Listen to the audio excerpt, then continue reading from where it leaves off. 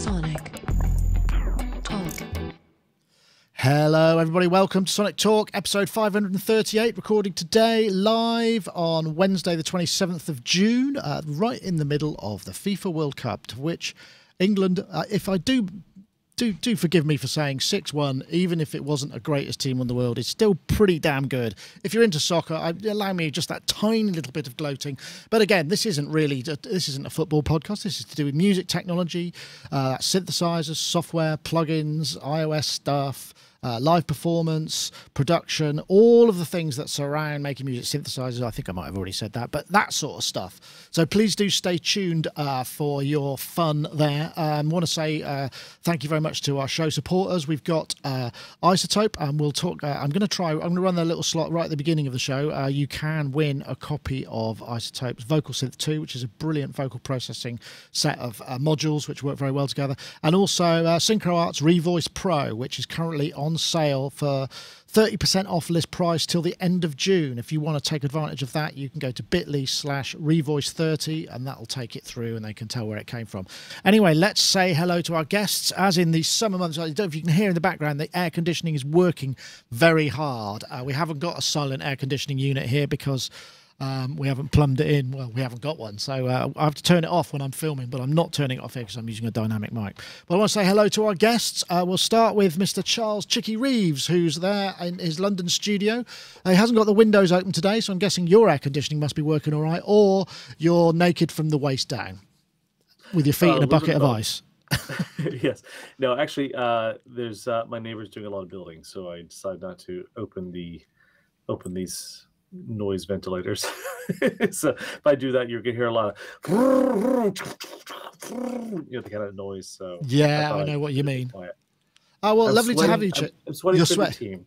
Sweating for the team. Backs to the knees. That's when you know it's hot. When you got it's a bit like that here, even with all the air conditioning. Charles Chicky Reeves, of course, live front of house guy. He's out on the road with OMD, and are you out with anybody else? Howard Jones. Howard Jones as well, and also. Writer, producer, engineer, all those kind of things, you know. So, yep. and who, incidentally, I would like to say, very kindly mixed one of the tracks on the EP which I just released, Lost Connection, which you can get soniclab.bandcamp.com. Yeah, there we go. I'm just going to plug that. Yeah. That's the way. Anyway, Charles, thank you very much. Nice to have you with us. And also we've got Mr. Gaz Williams, who's there looking very summery. Actually, what you look like, Gaz, is someone who's was partying all night in the throes of summer and has just got up in time, and you're wearing shades because you don't want us to see your terribly bloodshot eyes.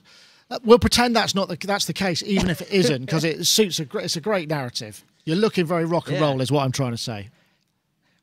Everyone wants to know when Lost Connection's coming out on vinyl. Do they? That's probably. They do. Interesting. I haven't heard that one. I've heard it from you. Yeah. Well, me and some others, you know. Well, it's coming out on cassette first. Yeah. Well, to be honest, I mean, the production run I'd have to do would probably eat any possible revenue I've made from it. So I'm not sure. I'll think about it. I'll just say that. Anyway, Gaz, so you're coming to us from your garret, where you're a bass player, music technologist, mastering engineer, producer, songwriter, all those things. And you were saying just pre to the show, you're also reviewing the new Steinberg. What is it called? The Steinberg? It's called the URRT4. So that's URRT. So I'm calling it the URT from now on. So if you hear me calling it the URT, then that's the I've officially named it that because it's easier than it's a mouthful otherwise.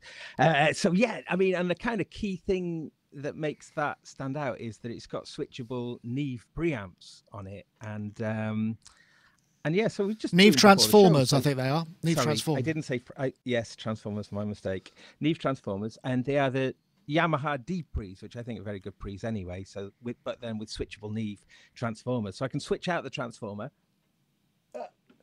There we go, and you can hear my voice stripped of the Neve. So, however much difference that makes, popping the Neve back in, and here it is back in. So yeah, it sort of tilts forward slightly. It feels like it's sort of like you're on one of those adjustable beds, and it's just brought you to 90 degrees from 45. Yeah, so I mean, it's going to be fun. I'm going to try putting a whole host of instruments through it, and I'm discovering sometimes it's not always the right thing to have on there as well. Because like with acoustic guitar I was doing yesterday, it was kind of making it a bit too, it was pulling out too much of the thinness. It was kind of accentuating kind of the wrong part. So I mean, it was kind of interesting. So as soon as I took it out, it was like, oh, that's the sound. So it's a pretty cool function to have. And this one's got 4 preamps, and all 4 of them have got the ability to switch in the transformers. So I want to try putting some drums through it. You see, I think that'll be the test. I think that'll be really, really nice. Just a pair of overheads, a snare, and a kick. And that's the next test. I think you're probably right there, because I mean the transformers will likely to, and the transients. It'd be very interesting to see what that sounds like. Jolly good.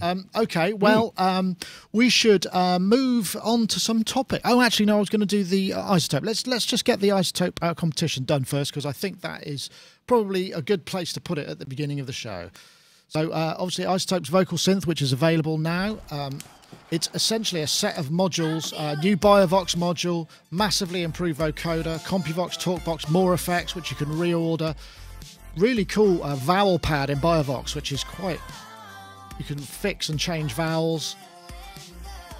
And it gets you some really interesting vocal sounds. I was trying some synths through it the other day, and it makes them sound really weird. It can almost kind of visceral and... breaks them up. Anyway, if you want to try it out, Vocal Synth, iZotope.com/Vocal Synth, and of course we,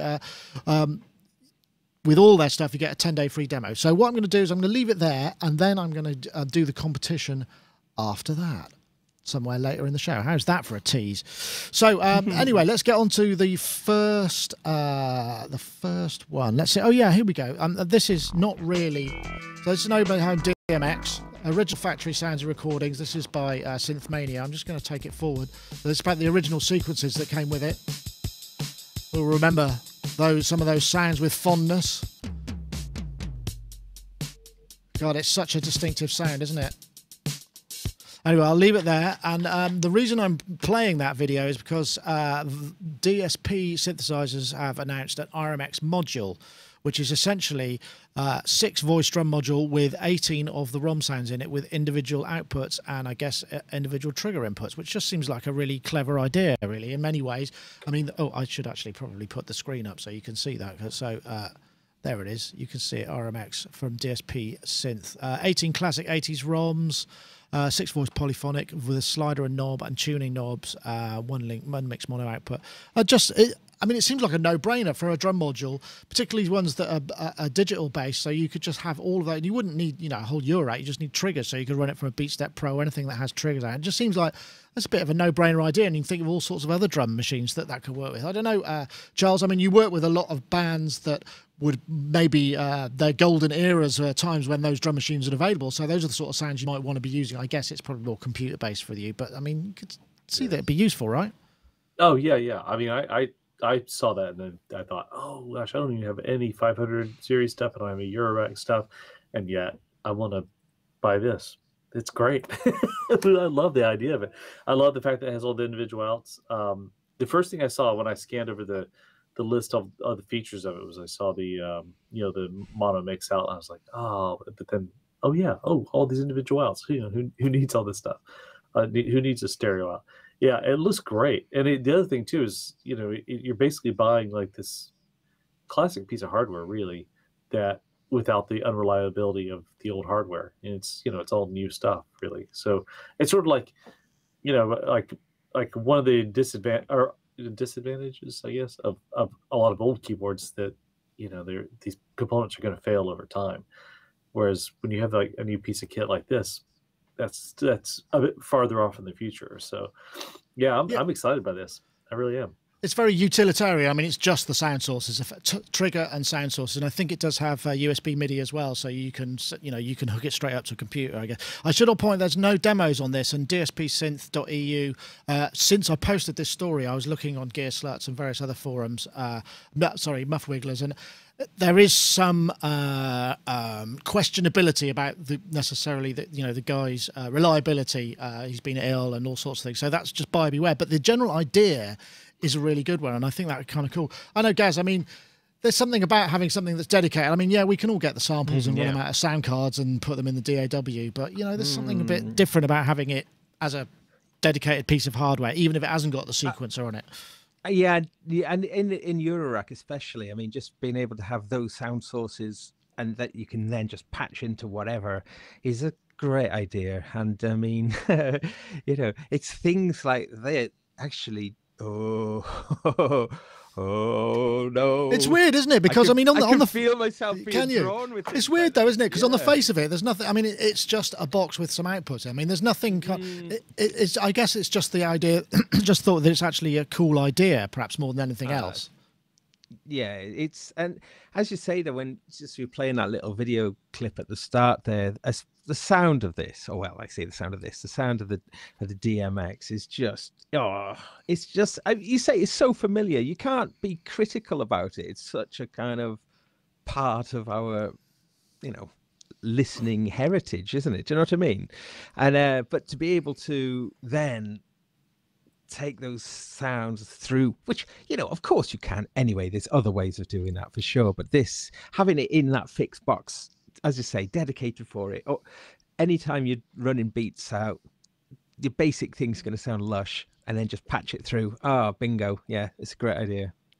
It seems like I say, kind of a no-brainer. I mean, because there are lots of other samplers that you get. I mean, the Tip Top Audio One, or I think it's called One, which is just a single sample. It's got a little micro SD, and you could just load sounds, but it's just one voice at a time. The idea of having a kind of enough outputs for a whole drum machine just seems like a really simple, and yet I can't think of anything else that does that, but I'm sure the Hive brain will be able to put me right. But my DRM, although albeit not Eurorack, has kind of individual outs on all of the channels there, which is really nice. And what you can do with the DRM, which is such a simple thing, and I'd like to see this done more, is you can tap, each one of those individual outs is also a send and return jack as well. So you either tap it out from the master stereo signal with a mono jack, or insert it back in. So, you know, that's true. So brilliant. Yeah. CS Synth in the chat room also points out that TRAS would do the job nowadays. A bit more expensive, but I guess you've got more voices, and then you can just load as many samplers in. That's the new Roland update. And it's interesting that we did a demo with David Ireland, and every time I hear that and sort of hear what the things, you know, there was a firmware issue where if you moved a load of faders at one time, the timing went out, and that's all fixed, by the way. But that just, it seems like a real...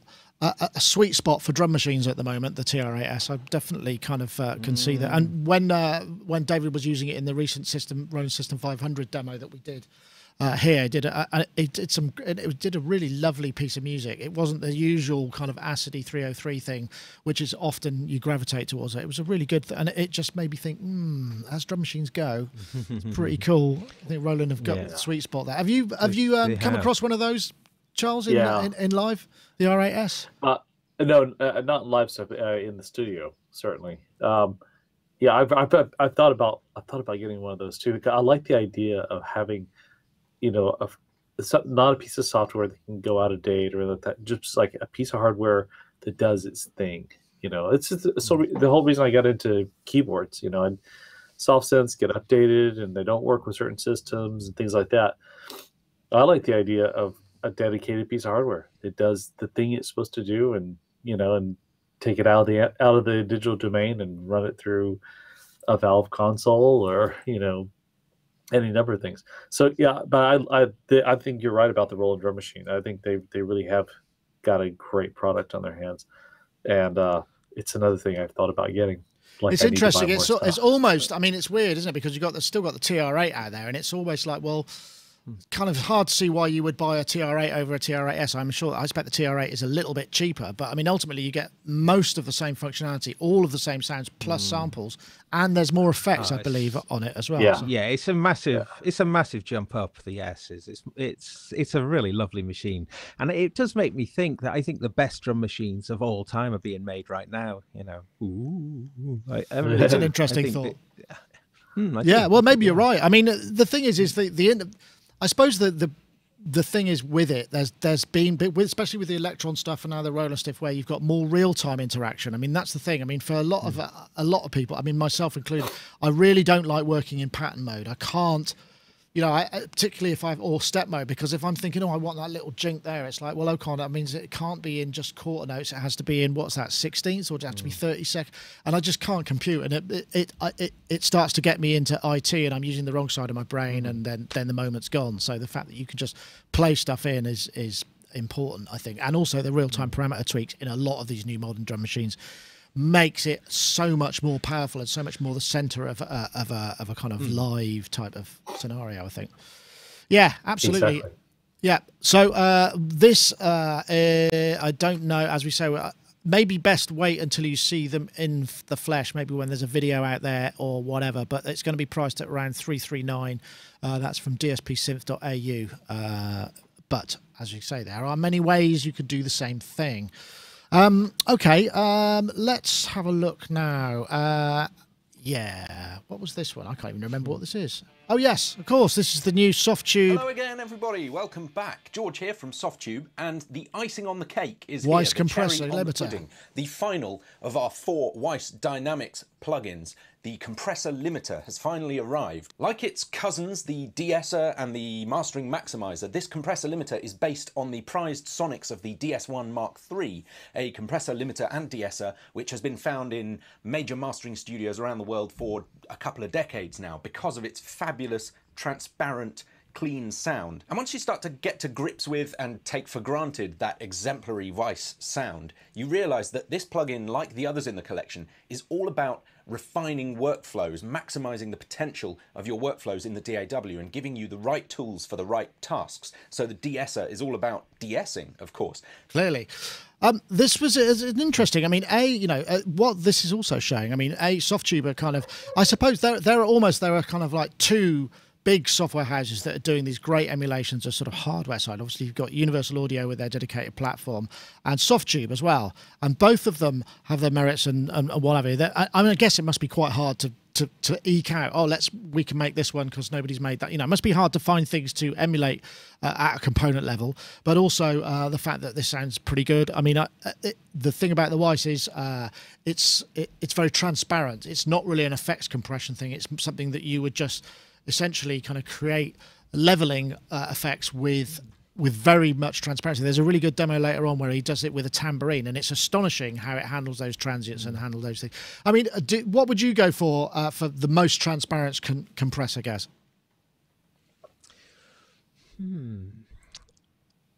mean, you're right. That handled the tambourine test admirably, didn't it? I mean, you know, those pesky transients, it was really, really cool at shaping it. So, what would I mean, I tend to use ozone so much these days that that's really shaped my workflow. And you can make that very transparent, I think. Yeah, probably ozone, to be honest. Well, that's a good call. That's a good call. There are a couple of parts to this question. I'll let Charles answer the same thing, just out of interest. Do you use any of the Softube stuff? I do. I have the stuff that they do through UA. So I have like their amps, and I have their old sort of 1176 style FET compressor thing that they had a while back. Oh yeah, I remember. I forgot the name and number of it, but as far as transparent compression goes for live, I use Digico because that's what it is. It's a functional, transparent, catches transients really fast, but it's only available in their consoles. But for the studio, I find that I use Neutron a lot, or Neutron 2 now. I use Neutron on so many things because it is exactly that. It's a surgical transparent compressor. If I want like a certain effect, yeah, I'll go for the 1176. I mean, as far as software goes, 1176, the LA3, you know, that sort of, or the LA2A that UA makes. But generally speaking, they're advertising this as a very transparent compressor, and I'm like, I don't know. There's so many to choose from, and there's so many very transparent compressors out there. I mean, even the Avid compressor is transparent. Their Pro compressor is great compressor. And catches things very fast. I use it for a lot of like shaping, stuff like that. But yeah, that's kind of, those are my. I'm of two minds. I have I want to accomplish this technical function, or I want to accomplish this character function. In the technical function, the transparent side, I mean, this sounds cool. I can't see myself plopping down the money for it, but yeah, it's cool. But there are a lot of compressors out there. It is interesting, and this brings up the second part. I should also point out that it's 249 till July the 19th, and it's then it'll be 299. So it's premium stuff. Is it console one ready? Sorry, just wanted to cut in. Is it console one ready? That's a good question. I would assume so, but it doesn't specifically say. That's a good point. But it does bring up another point. Grantham in the comments actually posted a thing which was kind of interesting, which was, with so much stuff coming out, almost every day we've got a new X or Y or plugin or hardware or whatever. And there comes a point where it's like, well, am I not, how much choice do I need? Do we need, he says, in fact, his specific thing, another polysynth, another sequencer, another 8089 tool, another software reissue. I just found installing Reason 10 to have access to my VSD AU plugins. The way the Reason browser displays them, I instantly see an endless list of instruments and effects, many of which duplicate each other and many of which I'd forgotten I even owned. And it does raise a more interesting question about this concept of just, we talk about the tyranny of choice to a degree, and we're kind of getting to the point where literally almost every day there's something new out. And it says two things. One, we've got a booming industry and, there's a market for it, so people are doing it. And the other one is, why can't we just make our minds up and use the stuff that's there? But, that's not really the manufacturer's fault at all. They're just supplying a demand. But it's an interesting question. I don't know, Gaz, do you sometimes think, maybe I should just freeze now and not try anything new and just really get to grips with the stuff that I've got and hone it down? I mean, do you find yourself uninstalling things that you don't use, or are you more cautious when you purchase? Well, I mean, this is a topic I absolutely totally relate to, but one thing I did on a relatively high profile job that I was working on, I only used the Cubase native plugins and didn't use any third-party plugins at all, to kind of cut down some of that tyranny of choice. But also it was partly to do with, we lost a lot of time on this project because the person who'd been working on it before me had used lots and lots of plugins that I didn't have. So there was a kind of, so anyway, that was kind of an interesting thing, only using what's in the software. I mean, obviously, if you've got Logic or whatever, there's incredible software packages. Sorry, the included plugins are amazing, and you just might just overlook them and just go straight to some of the other ones. And so actually doing that project was a really interesting discipline. At times I was really challenged by it because I wanted to go and use other ones, but but then you kind of find that you can get results out of things. You have to just dig in a little bit deeper. So yeah, it is an interesting sort of problem, because ultimately we want to be productive, and the more choice we have and the more stuff we're auditioning and the more trying to make these choices, that kind of really does affect productivity, doesn't it? It sort of holds you up in a sort of and then have I made the right decision sort of dilemmas. Well, I suppose that I'm talking myself out of a job. Yeah. yeah. When you food envy in the restaurant, that sort of thing, it's a little bit like that, isn't it? You're sort of kind of going, right, I'm picking this one, and then you're kind of going, oh, but did I pick the right one? And so my partner's like that. She prefer always what she does is just order a load of starters, so she's got a spreads a bet a little bit rather than have a main course that she might be disappointed with. Yeah, but yeah, that's a fair point. I suppose, Charles, I mean, you sit on two sides of the fence, because obviously the live thing, you're more likely to stick with tried and tested tools, and you have to be. You can't take the risk of using something that's not got a proven track record in that area, but in the studio you've got a different hat on. Yeah, I do. But like Gaz was saying, I've actually done projects where I'll have like two different compressors that I'll use, and that's it. I won't use anything else or something. And one of them is almost always going to be an iZotope compressor, whether it is ozone or whether it's neutron. And then the other one probably LA2A or something. But I like that limitation. I gotta say, there are all these plugins that I buy. Although generally I find now instead of like the whole culling or being cautious about buying stuff, I would say that the plugins that I generally buy in that idea, like compression or EQ or whatever, are things that do something really unusual. Like I bought the Wolf compressor because there's no other compressor quite like that. It's just very strange sounding and does really interesting things to drums and does really interesting things to vocals. Kind of like, it sounds a little bit like recording with DBX and then turning the DBX off when you play back, which I love the sound of that. And my tape machine here has DBX on it, and I use that all the time. But yeah, as far as I just don't. Otherwise, I don't really buy much other stuff. I don't really need any other compressors, and it's not going to make a difference as to whether or not the track is going to be good. In some ways, it might make it worse because you spend more time messing around with stuff rather than just instinctively doing something, I suppose. Absolutely, and I do. So I work mostly in Pro Tools for mixing and almost exclusively in Ableton for creating. And the compressors in Ableton, the stock one that comes with it, it's great. It's a great compressor. The EQ, it's fantastic. Just use that. I use that on everything. So yeah, I don't want to talk any of us out of having sponsors and jobs and stuff like that. But it is an interesting thought, isn't it? I mean, it's just sort of time. I should also point. Just Lady Aptitude in the chat room. I just wanted to say, she said, or he, I don't know if it's gender neutral. After last Black Friday, I forced myself to create a track with everything I bought. It's only 42 seconds long. Hopefully you can see the link there, but you can check it out. But yeah, that's a reasonable thing. Gaz, go. Just that, not forgetting about the Console One really as a kind of as that thing is very, very nice. So that kind of having that thing in front of you and having your hands on those controls, that gives it like a very, very powerful edge, doesn't it? I mean, actually, I did have a little look on the website, and it supports over 70 plugins now, Console One.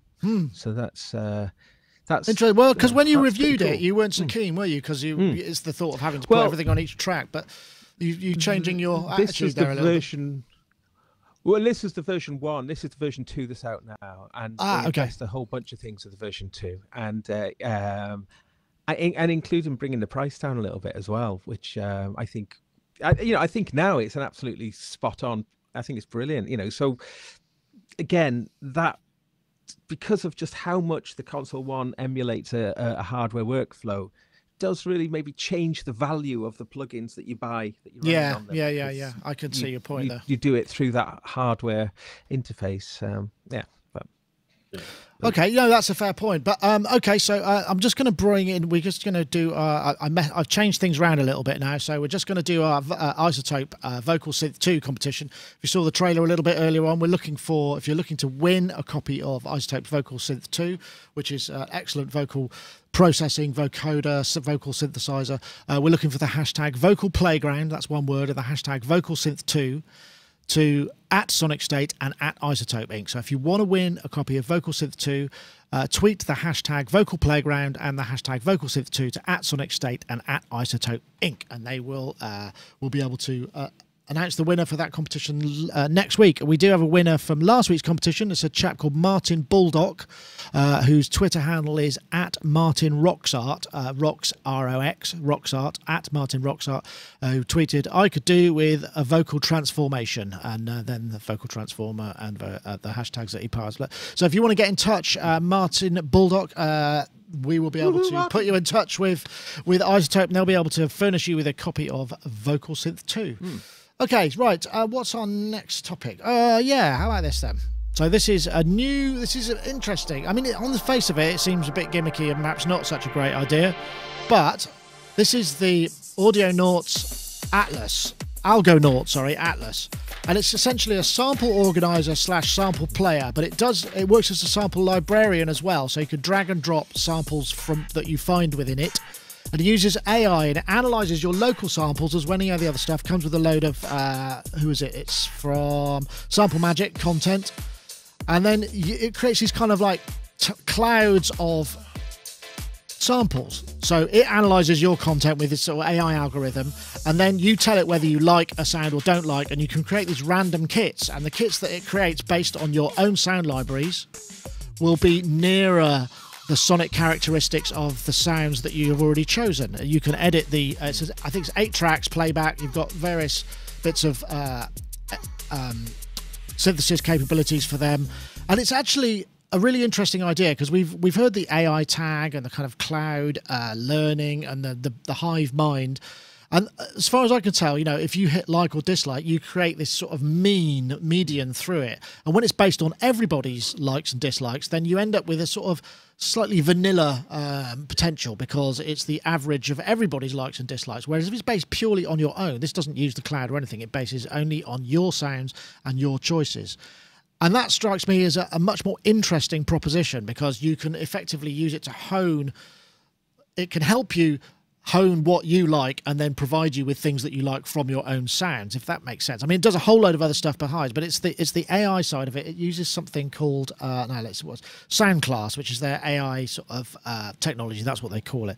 I know, Charles, I mean, you know, we've all been there. We probably all have, you know, drives and drives of just one-shot samples and drum samples, and it's that.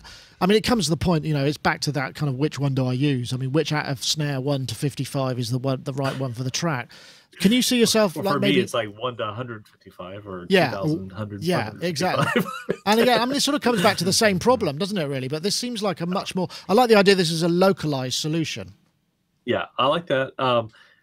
A question I had about it. So, like for myself, with like, say for instance, any of these one-shot sounds, if there's something I dislike, because there's the like and dislike button, if there's something I dislike, it usually doesn't stay in my library very long. I usually get rid of it, because I like to keep things quite pared down. But it seems to me like there should be a like, really like, and really, really like button, because there won't be anything I dislike at all in there. And also, you know, as you're listening to a track, you know, you're listening to a snare sound, well, maybe you don't think it'll work for this track, so you hit dislike, but it will probably work for other tracks. So I'm interested in how their AI will interpret that. Yeah, I mean, I have to play with this thing to see how it works, but it sounds great. Although I am also very organized. I've got about 20 terabytes of samples. It sounds like I never get rid of anything. About 20 terabytes of samples. And but I have it all very organized, so I can find things very fast, and I know the things I'll use more likely. And I've then, after sounds I haven't used for a while or haven't opened up for a while, they end up going off into another category, which is basically like putting them at the very back of the closet, because I'm probably not going to go to them anytime soon. And I have a sort of a current group of things. So I do. That's how I organize anyway. So maybe if it organizes things a bit like that, yeah, this could be quite cool, because then I don't have to spend energy thinking about file maintenance. But it sounds good. I like the look of the interface. It looks really cool. So I'm willing to try it. I like the idea. One thing that you can do is you can, if you found the kick, you know, because what you could do is just going to go random, and it will just repopulate all of the drum slots if you want, or you can lock certain ones. So you go, I've got the kick I want, let me try a load of hi-hat and whatever it may be. So the pattern's running the whole time, and you can revoice it constantly. You can also lock the parameters. So if you've tightened down a snare to be very kind of short, you could still load other snare samples into it, and it'll inherit those settings of the sample, but just change the sample out. So they've sort of thought about it, and you can, you know, lock, say if you've only got one more sound to voice, you can lock all the others, you know. So there's quite a lot of granularity. It's an interesting idea. I guess, I don't know, I'm guessing, you know, you probably prefer to use either live stuff or stuff that you can tweak, you know, like you were saying with the Vermona or whatever. I mean, rather than, you know, endlessly looking for that Bowie snare kind of scenario. Yeah. Well, I mean, you know, this is, I do feel a bit conflicted about this piece of software, because I think it is brilliant, and it's an amazing piece of design, and just the way it makes this, you know, it's called Atlas, and it makes this kind of map that looks, you know, like funky. And also one little detail is you can just drag and drop then your drum tracks into whatever other piece of software that you want to use for the sequencer or for to treat the sound. So just to drop use it into drop samples into battery or whatever. Yeah. Yeah. So just as a cool way to kind of lasso a bunch of sounds together is excellent. However, I mean, you know, something like Machine, you know, that the browser in that, you know, you just call up kick and then you've got tons of kicks to look through. You call up snare, you know. So in terms of the functionality, I mean, you know, Machine does that really, really well already, especially the new ones with the displays on them. You know, it's so, you know, in term it does come to that like thing though, doesn't it? I mean, that really is the you know, that way of, well, yes and no. There is something else. That the other thing is you drop your, you know, I've got a hard drive full of samples. I drop it onto this. It analyzes them. It figures out which ones are kicks, hats, snares, claps, whatever. And so it categorizes them to a degree. I don't know how successful it is. It takes about, I think they say in the video, it takes about 1 minute per gigabyte of so it's not terribly slow. It's not slow. It's sort of pretty snappy. So it does that. So it's that thought of my sample library is completely disorganized. I could buy this and organize it. I mean, I guess where the added value might be is if once I've organized it, it could then maybe mess around with the file structure and say, okay, can you just put everything in a Tom folder that's you've called a Tom or whatever it may be, that sort of stuff. Does it use online processing to do this, or is no? It's all local. It's all local. That's the thing. That's why it picked up on it really. Okay. Yeah, that's pretty cool. Yeah, I wonder if you could. That does sound really cool. I wonder if you can still run your mix if it's analysing sort of 20 gigs of you know, drum samples while you're running it in the background. I wonder, but I don't suppose that really matters. But yeah. I don't, but that, I suppose that's the thing, isn't it? It's I mean, I used to organise all my samples. I used to use them up. In fact, what I used to end up doing is just putting them in massive, great entire keyboard. So I'd have an entire keyboard of kicks, you know, kick 1, kick 2. So I could just go, yeah, that's the one I want. And then, you know, and I would use, what's the one in Logic? ESX24, just drop them in and just, but, you know, it wouldn't always pick up. Sorry. Oh, yeah. No, I'm interrupting you. It wouldn't always pick up. You were it saying. Wouldn't always pick up what the root note was, so you might hit a kick and it would be like a dick rather than a doof, and you'd have to then go, oh, the root note's this, and then, you know, that sort of stuff. So yeah, so the point I was just going to ask about really was how many categories does the AI actually identify? You know, I mean, it can identify kick, snare, whatever, but I mean, there's so many like electronic-y kind of glitchy noises that could, you know, that's a good point. Well, what I'm seeing, I'm seeing hi-hat close, clav rim, cowbell, tambourine, shaker, hi-hat open, crash ride, other. I guess it would be, what'd be really cool is if you could say other and categorize your, this is what I call other, you know, whatever that may be. And it could then learn that AI process and go, okay, these other ones, I've refiltered them, and now the other might be a modular blip, you know, whatever you want to call it. Because I reckon my map, I think, would look quite threatening to all the kind of legitimate nations of the kind of kick and snare and hi-hat, as the other is just this enormous big kind of landmass just like looming over everything. I think, yeah. So I don't know it's like Risk. Hold on. AI. I've got that's it's like that's a show title, Risk but for samples. I don't know if anyone will get that. Risk but for samples. Yeah, I don't know if that'll work as a show title. It works somehow in my own mind, but I'm not sure that that's necessarily the case.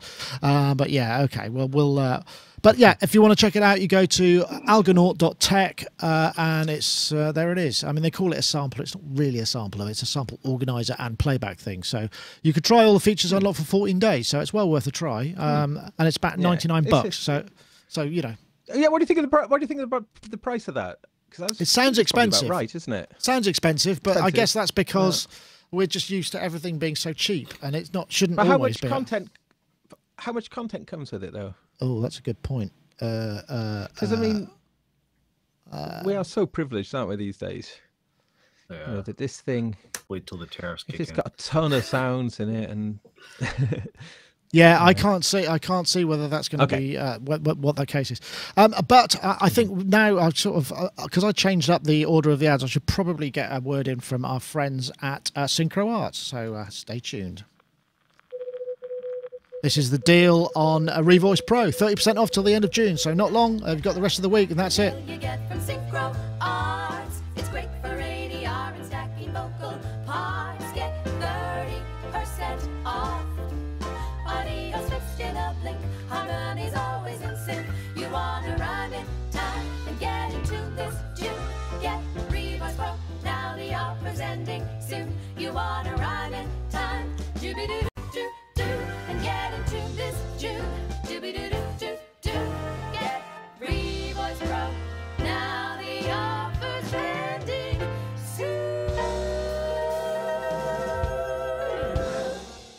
There we go. So if you go to bit.ly/Revoice30, you'll be able to get hold of that.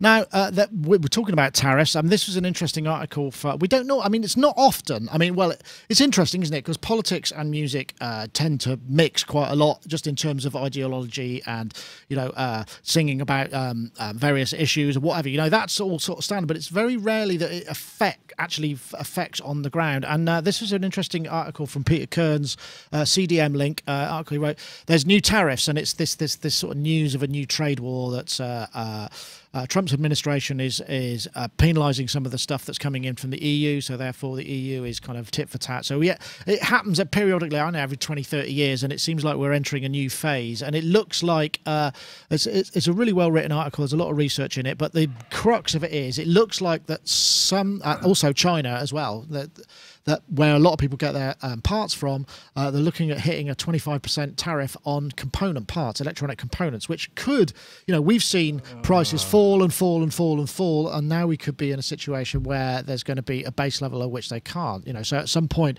the stuff that's coming in, the prices that maybe were said it's going to be out in, maybe early next year, those prices are going to have to go up because, those things are becoming more expensive, 25% more expensive on the actual cost of the components. I'm coming to you, Charles, because you happen to have an American accent. So yes, we can leave. Everyone guesses I'm Canadian, but I'm actually we could leave the kind of politics of the individual out of it. It is what it is. Whatever views you may have on the orange chap or not, we'll probably leave those out. But this is quite an interesting thing because we've largely been unaffected by this kind of thing. You see changes in currency affect us quite a lot, but not not immediately like this when they just go right, dang, from today 25%. Well, we stand to get. You touched on it a little bit. We do stand to get double hit. When I say we, I mean we in the UK stand to get double hit by, because the American products that will be affected by components from China. So they have the tariff between China and the United States, and then the tariff between us and the United States. Oh yeah, I suppose so. Yeah. So it's a double hit on things. Luckily, it looks like it's a very. I think the article said it's mostly aluminium or as we say in America, aluminum.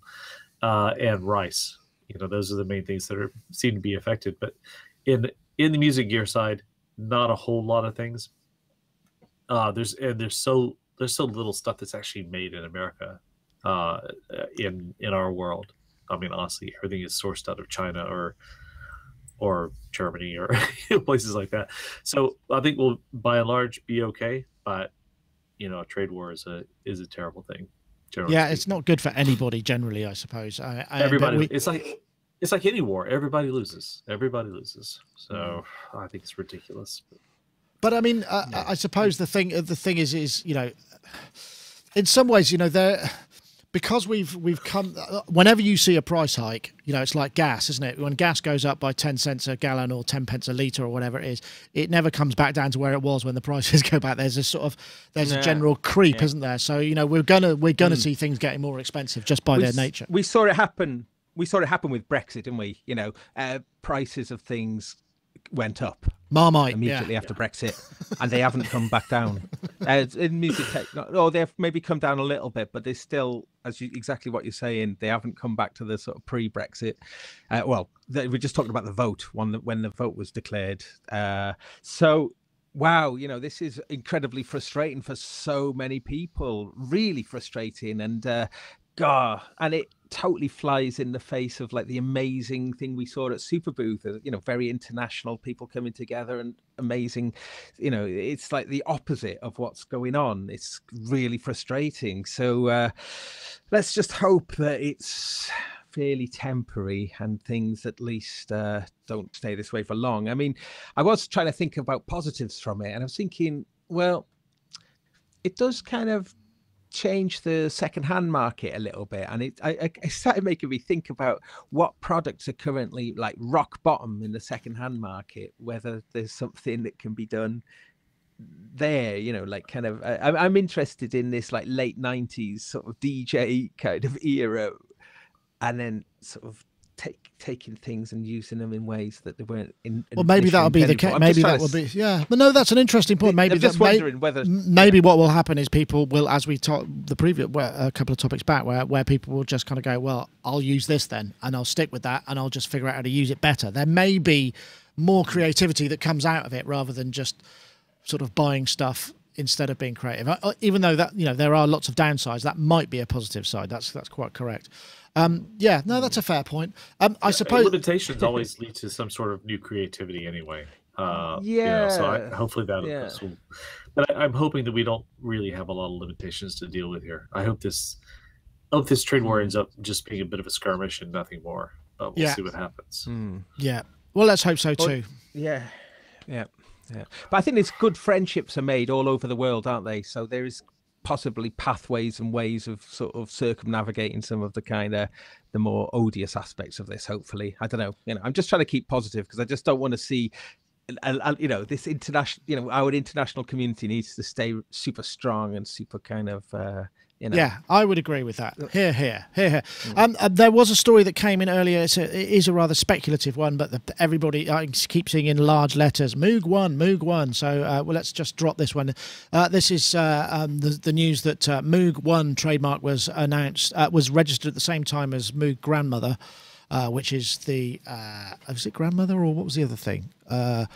But anyway, and so there's a post on Gear Sluts which has basically said there's a Moog Poly coming, which is an 8 voice and a 16 voice version. One priced 6K 8 voice version and a 16 voice for 8K. This is dollars. 3 VCOs per voice, 6-part multi-timbral, 3 synths in one.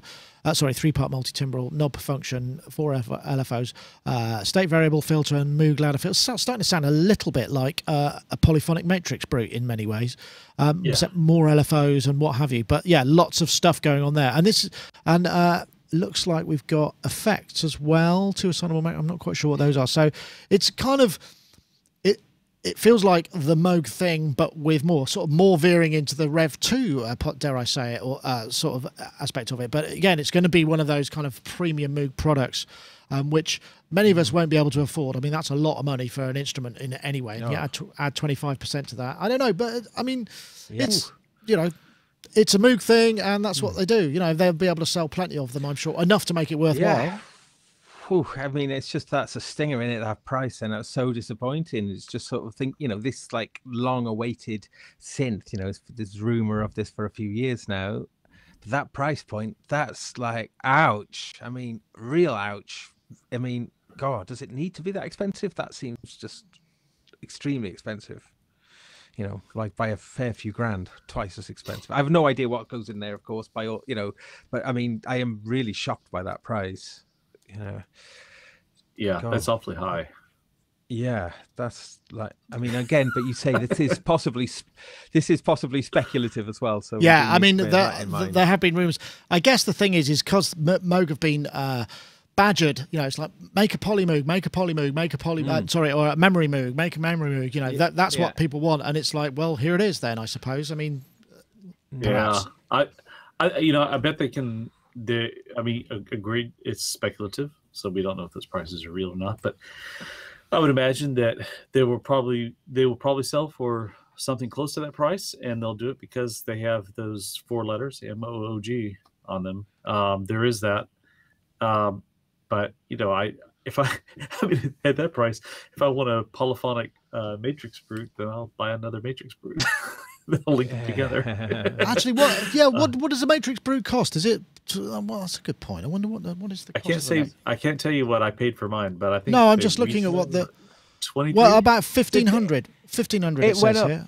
Oh, I'm thinking dollars. Sorry. All right, yeah, 1,500. I'm seeing here. Gear for music, backs, something like that. Yeah. Well, that's good, isn't it? Yeah. And that's a muscle. That's a muscle car of a synth, as we've said before. Yeah. Yeah. Blimey. I wouldn't mind getting one. That on everything. Do you? Have you? Yeah. Do you find? I mean, this is just an interesting aside. Do you find that you're able to move around it much more quickly after a little bit, because it's a little bit of a sort of mind, particularly if you get the button wrong and you go, oh yeah, I'm just going to route that, and it's like, damn, I just changed the patch. That's the thing I found I was getting a little bit. Well, I had it for a short period of time. The only complaint I have about that is related to that is when you're trying to save a patch, you're never quite certain that your patch is saved. You don't get like it's not like the old emulator, like, are you sure? Are you really, really sure? You know, that kind of stuff. But aside from that, I mean, I find it really easy. It's so easy, and it all makes sense. And it sounds wonderful. It's quite rough sounding, which I love. You know, like that. And you were talking earlier, your pre-show about Robot. You know, your track Robot. Yeah. And using, and here's another plug for that great song of yours that you did called Robot. But how you used Valhalla on it, and like I find that and Valhalla together, oh my god, what a beautiful sound! It's just so gorgeous. So that will take off some of the roughness of the synth, and it just builds these huge, beautiful soundscapes. And yeah, it's paraphonic and it's monophonic and split, and that's plenty. That's fine. I'm not on there playing complex chords. I got the mini log if I want to play more complex chords, 4-note complex chords. Well, another great synth, the mini log. I did a Friday fun. I've just filmed a couple of them, so I've got a couple in the bag. I didn't use that. What did I use? Yesterday I used the Lyra 8 and the Korg MS-20. And then previously I did the 3900 and the Behringer Neutron, just did a thing. And this is all just going through the ventures, so they'll be coming up soon. But I would love to get my hands on another Matrix Brute and maybe try that. The only problem is it's very hard to film because it's so massive. It's sort of, well, if you want to borrow I'm doing town, go for it. Oh, that's very kind of you. If it's if I can get to it and figure that I'm hoping to go up and see Dave. Yeah, we'll chat about that. But yeah, well, Dave's. Are you talking about Dave Robinson? Dave Smith. No, not Dave Smith. Dave Spears. What am I talking about? Dave Spears. Yeah, I was gonna say because Dave Robinson's office is like right down the street from me. So. Okay. He's in Islington too. Dave Spears just got a Ventris, isn't he? He's kind of he's using his CS63. It sounded lovely. CS8, yeah. Oh, that sounded nice. Oh, that sounded real. On that Facebook video he posted, I just watched it like 4 times. I was like, oh, this is beautiful. Yeah. Oh. Yeah, very nice. But anyway, the Moog One. I guess we'll hit. You know, if people, you know, publishers like myself and Synthtopia are unlikely to post things that are just plain wrong or have broken some major embargo from Moog, because you know they're nice people and you don't want to piss them off. You want to keep your relations good. I mean, that's one of the trade-offs you have to do as a sort of, you know, a publisher that relies on the goodwill of the industry to a degree. So I'm suspecting it must be fairly close to some kind of actual announcement for that to have been able to be on the front page of Synthtopia for sure. But exciting news. I mean, I wonder if there's going to be some serious innovation in there, or whether it's going to be, you know, essentially a Poly Mini, you know, style. No, it's it's got what did it say here? 4 LFOs, 3 VCOs, 3-part multi-timbral. The filter is state variable and a ladder filter. It says here in these specs. These are we have to say, but this is completely, you know, I mean, it's conjecture, but it does look rather formatted in a way that is kind of like a feature list. So there must be some elements of truth in there, I would imagine, but I don't have the inside information. I'd imagine it's going to look great, though. I think. Yeah, and I mean the other thing, yeah, exactly. I think it will. The other thing to bear in mind is, you know, Moog synths are the upper end of the market, but the Sub 37, for instance, is a beautifully designed instrument that is incredibly easy to use, and certainly for live work, it's just, you know, within only a small amount of time using it, you can reach something, and you know where you're going. It's very, that costs money. That kind of stuff, you know, it costs design time, it costs quality components, it costs layout. You need to have the case big enough so you can move things, see around. You know, those things. You know, yeah, you could have it all in a tiny little box with kind of, you know, teeny pots and, you know, no display or whatever. But if you want to have that, the accessibility and the instrument of it, sometimes that does come at a cost, and Moog are good at doing that. There's no doubt about it. Yeah, well, I mean, the grandmother, I think, was well priced, wasn't it? And, you know, and looks fabulous, I personally think. But that it's not a great reasonable.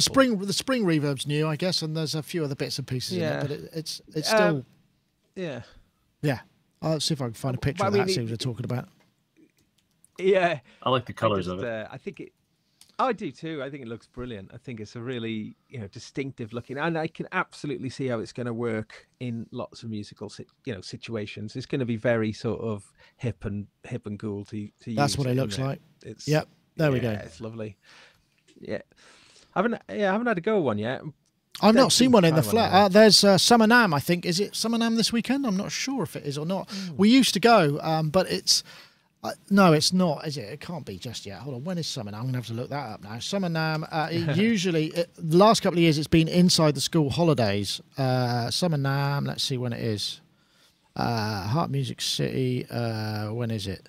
Oh, no, it's this weekend, yeah, in Nashville, which is a great place to go if you're into music. I love Nashville. I really enjoyed it, but it's very hard to get away at this time of year. It starts to cost a lot of money, and certainly from our point of view, it doesn't really warrant us sending a team out, because most of the stuff, people don't generally release big product there. They usually are, although maybe Moog will show whatever this is, and surprise us all. But mostly it's about reinforcing relationships with distributors. It's a lower key show, so people have more time to talk business. And it has a really useful function, but it doesn't warrant, because it would cost us a lot of money to go, which is why we don't go to that anymore. I just wanted to... I mean, will we ever know, like, sales figures? Are sales figures private company secrets, or is there some sort of public record? Or, I suppose the serial numbers are a giveaway. But I mean, well, it depends. It depends how they batch them. No, sales figures it also are... depends if it's a public company or not, too. Yeah, sales figures are usually kept quiet. I mean, and right. Because how many OP1s have been sold, for instance? That's not enough. I'd really like that. Not enough. Because I love the OP1. I love it. There's new ones back in stock, I think, now. They've been out of stock for a while. I think they're coming back in stock again. So it'll be interesting to see. So interested to know how many things sell, though, because I mean, the reason why I was saying that is just wondering what kind of sales figures would they have in mind at like a 6K synth and an 8K or 9K synth. I would think it's going to be. I don't know. It can't be more than 1,000. I wouldn't think at that sort of price. Maybe a couple of thousand tops, but that's still a lot of money. I do know one thing. I went to visit Novation a couple of years ago or early last year, and they've got you get your silver discs, and for record sales, they've got one that I took a picture of it. They've got one Novation circuit, and it's to celebrate. It's like, I think it was like 300,000 sales. Wow! So some things sell a lot, but that's not an expensive not circuit. It was the launch pad. Sorry, I do beg your pardon. And it may be launch pad, the generic kind of format, not one specific model. But that's really impressive, and you can understand why companies. There is, if you get it right, there can be a lot of money in it. And I wonder how many circuits they've sold. I bet you've sold loads, because they're great. It's a great little bit of design and a really sort of smart thing. I still use. And getting better always as well, constantly in development. There's 1.7. I don't think is that out yet. 1.7. No, I don't think so. That's a ton of cool stuff as well. I think the editor is now, though, isn't it? Online, the online editor. I don't know. I'd have to check. Should probably. Yeah. But I mean, if Circuit's something that you've kind of been interested in the past, I'd certainly recommend having a look at it again now. It's incredible little box, actually. Really, really cool. Yeah.